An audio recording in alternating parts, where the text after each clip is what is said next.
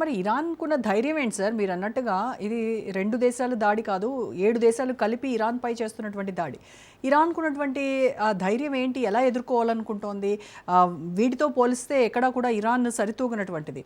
Like ఇప్పుడు straight of Hormuz అనేది దాన్ని మూసేయడం అనేది ఒక అస్త్రంగా పెట్టుకునింది. బట్ దీన్ని ఎంతవరకు ప్రొలాంగ్ చేసుకుంటా వెళ్తది? ఒకటి, యుద్ధం ఆగితే అన్నీ వదిలేయాలి ఇరాన్. జ్ఞాపకం పెట్టుకోండి. యుద్ధం ఆగితే, అగ్రిమెంట్తో ఆగకపోతే వాళ్ళు ఓడిపోయినట్టు ఇరాన్.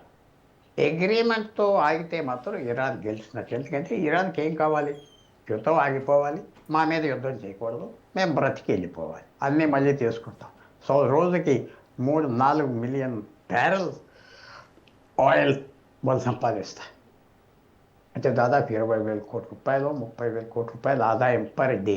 అంతా సైన్యం మీద ఖర్చు పెడతారు. కొంత కరప్షన్, విశేషమైన కరప్షన్, విపరీతమైన కరప్షన్ ఉన్నత వర్గాలు ఖర్చు పెడతారు.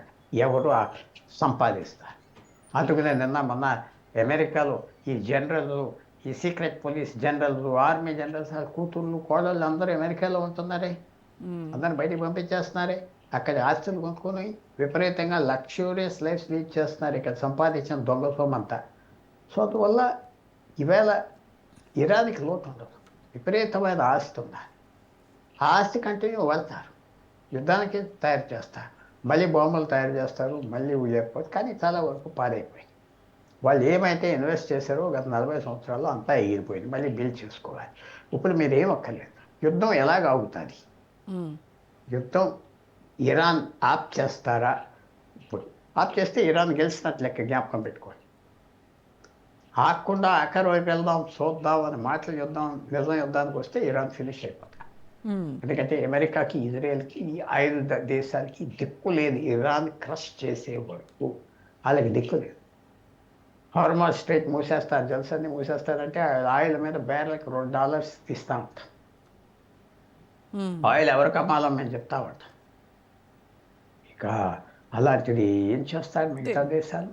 నిజంగానే బానిస బతుకు అవుతుంది. అప్పుడు బానిస బతుకు అయిపోతుంది. ఈ పెద్ద షో అంతా చేసి మనలాంటి వాళ్ళ మీద పాకిస్తాన్కి డబ్బిచ్చి మన మీద బాంబులు వేయించి పెద్ద మనిషి తరాగా నాటకాలు ఆడేవాళ్ళు ఈవేళ పారిపోతున్నారు. 5 దేశాలు. యుఏఈ మంచి దేశం, ధైర్యమైన దేశం. యుఏఈ ఒకటి ఉన్నదంతే మనకి ఎప్పుడు ఫేవరబుల్గా ఉన్న దేశం.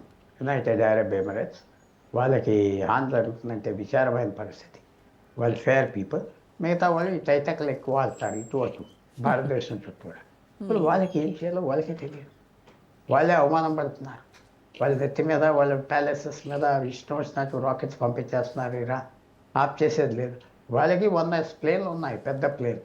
అవి ఏం చేయగలరు?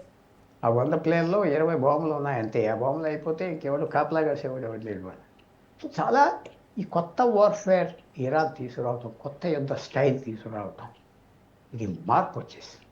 ఏ పుస్తకాల నుంచి చదివి వీళ్ళు ట్రిలియన్స్ ఖర్చు పెట్టి సైనికుల్ని, సైన్యాల్ని రెడీ చేసుకున్నారో అసలు ఉపయోగం లేకుండా పోయింది. ఈ 5 దేశాలు. అమెరికా కూడా కొంతవరకు ఫెయిల్ అయిపోయింది. ఆ ఫెయిలియర్ని కౌంటర్ చేసుకోవటానికి మాస్ బాంబింగ్ చేసేస్తాం. మాస్ బాంబింగ్, అన్ని పవర్ ప్లాంట్స్ అన్ని ఇచ్చేసేస్తామన్నారు. అది ఎందుకంటే వాళ్ళ దగ్గర డ్రోన్స్ లేవు, మిసైల్స్ లేవు. అమెరికా దగ్గర వాళ్ళ దగ్గర లేవు. సో అందువల్ల అండ్ దట్టు అమెరికా కూడా ఊహించి ఉండదు కదా సార్, ఇరాన్ ఈ స్థాయిలో తిరగబడుతుంది. ఏదో వెనిజువేలా లాగా అక్కడ మధురను ఎత్తుకెళ్ళిపోవచ్చు, ఆక్యుపై చేసేసుకుందాం, నెక్స్ట్ డే నుంచి చమురు అమ్మేసుకోవచ్చు. వెనిజువేలా ఒక డెమోక్రాటిక్ కంట్రీ. అమెరికా నుంచి 1000-1500 మైళ్ళు దూరంలో ఉన్నది. సగం మంది 70% వ్యతిరేకం ఉన్నారు మడూరోకి. అక్కడ తుపాకులతో కాల్ చేయడం, జైలు పెట్టడం, సీక్రెట్ పోలీసు లేదు. ఇరాన్ లాగా 50,000 మందిని చంపేశారంటే గత 3 నెలల్లో. మన భారతదేశంలో పాపులేషన్ తీసుకుంటే 5 లక్షల మందిని చంపితే అంత 5 లక్షల మంది కాదు, 8 లక్షల మందిని భారతదేశంలో 2 నెలల్లో పోలీసులు కాల్ చేస్తే ఎంతో ఇరాన్లో అంతమందిని చంపేశారు.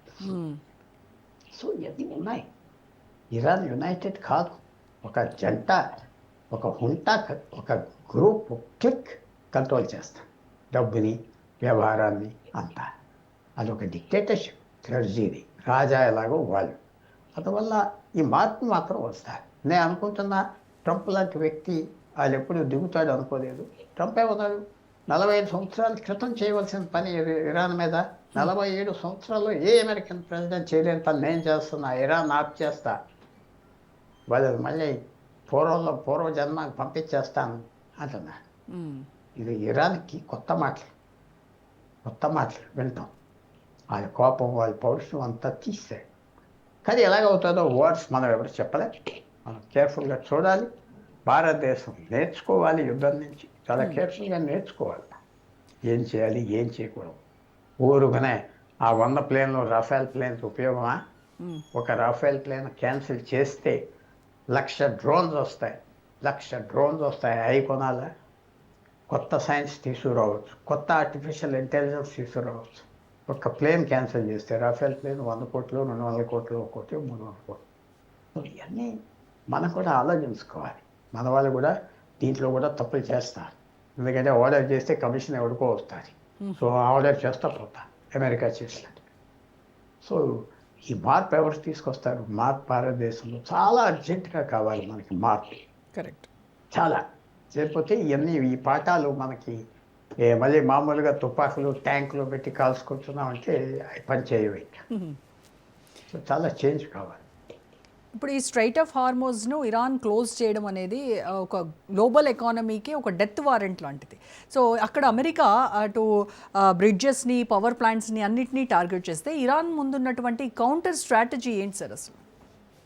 ఇరాన్ ఏమంటుందంటే హార్మోజ్ స్టేట్ అంటే తుపాకులతో కాదు, మైన్స్ పెట్టి ఏదో వాడ మీద పడిపోతాం, ఆ వాడ పగిలిపోతుంది, ఇన్సూరెన్స్ రేట్స్ పెరుగుతాయి, అంతే. ఆ వాడ ఓనర్ నాశనం అయిపోతాడు, ఇంకేం వస్తాడు ముందు, అంతే. వాళ్ళ నేవీ బలం, ప్లేన్లు ఉన్నాయని కాదు, ఒక చిన్న బాంబు పెడతాం, ఒక సూసైడ్ డ్రోన్ బోట్ పంపిస్తాం, ఫినిష్. ఆయిల్ ఎక్స్ప్లోడ్ అవుతుంది కదా, కెమికల్ కదా, ఆయిల్ మీద నొప్పేస్తే ఏమవుతుంది? భయం. ఆ భయం వల్ల చేస్తున్నారు. కానీ ఇప్పుడు యుద్ధం ఎలాగవుతుందో అది సెటిల్ చేస్తారు. యుద్ధం ఇంకా డొనాల్డ్ ట్రంప్ ఏం చేస్తాడు చూడాలి. ఇది అప్పుడే ఈ కథ లాస్ట్ చాప్టర్ ఇంకా రాలేదు, ఒక టైం ఉన్నది లాస్ట్ చాప్టర్కి. ఎన్ని చాప్టర్స్ ఉంటాయో కూడా మనకు తెలియదు. కానీ ఎక్కువ చాప్టర్స్ ఉంటాయనుకోవద్దు, 2-3 చాప్టర్స్ ఉంటాయి. అమెరికాకి ఎప్పుడైతే ఆ పైలట్ని తిరిగి తీసుకొచ్చాడో డొనాల్డ్ ట్రంప్, విపరీతమైన కాన్ఫిడెన్స్, కోపం కూడా వచ్చింది. ఆ టైంలో ఇరాన్ పాకిస్తాన్ లాగా మీ పైలట్ మాకొద్దు, మీరు పట్టుకొని మేము పట్టుకున్నా తిరిగి ఇచ్చేస్తాం మీకు అని చెప్పేస్తే చాలా వరకు ఇరాన్ గెలిసే పరిస్థితి వచ్చేది. అది చేయలేదు. వాళ్ళని పట్టి సామాను అల్లరి చేద్దాం అనుకున్నారు, అది అవ్వలేదు. సో ఇవన్నీ చిన్న చిన్న విషయాలు యుద్ధాల్లో పెద్ద ఇష్యూస్గా అయిపోతాయి, సో ఏదో అమెరికాలో అల్లరి చేస్తున్నారంటే మీరు ఎంతమంది అల్లరి చేస్తున్నారు అంటే ధర్నా చౌక్ అనేది ఉంటుంది. అది 100 మంది 1000 మంది వస్తే అనుకుంటాం, టీవీ మీద చూడగానే హైదరాబాద్లో పెద్ద 1,00,000 జనం వచ్చేసారు అనుకుంటాం, అంతే కదా. ఎగ్జాక్ట్లీ. అది ఆఖరికి ఎవడు వస్తాడు, ఎవరు చేశాడు, ఎవరేం చేశాడు, ఏమీ లేదు, సింపుల్గా అంతే. అల్లరి చూసి ఆ ఫోటో చూసి టీవీ మీద జనం అమెరికాలో వ్యతిరేకం నాది సపోర్ట్ ఉన్నది యుద్ధం. ట్రంప్ కనుక నేను పైలట్ని తీసుకురాగానే వాడి వాల్యూ పెరిగిపోయిందండి. 10,000 కోట్లు 20,000 కోట్లు ఖర్చు పెట్టాను ఒక మనిషిని తేవటానికి అన్నాడు. ఎంతైనా ఖర్చు పెట్టేస్తాను, నువ్వు మన అల్లరి చేసి కేకలేస్తాను.